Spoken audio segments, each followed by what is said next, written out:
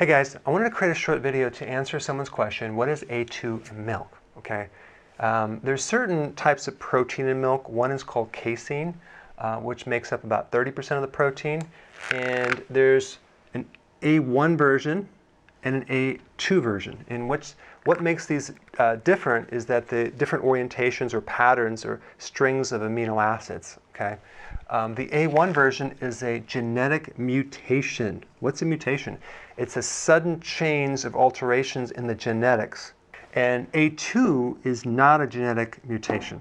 Okay, A1, being a genetic mutation, allows something BCM-7. I'm not going to tell you the chemistry, you don't need to know that, but you just have to realize that this thing right here can invade the digestive tract, okay, and create problems, digestive bloating and inflammation.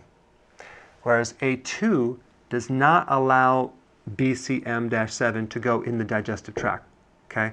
So that's really all you need to know. It's that simple. Jersey cows produce A2, and if you consume cheese from a goat or a sheep, you're going to get A2. Now, I personally don't recommend consuming milk, but if you're consuming cheese, it would be awesome if you can actually get cheese that's A2. Do some research. There's one company I found called Cascadia Creamery, okay? So all of their cheese is A2, and it's probably going to have a lot better response on your digestive tract than other types of cheeses. And of course, cheese from goat's milk and sheep's milk would be awesome. All right, thanks for watching.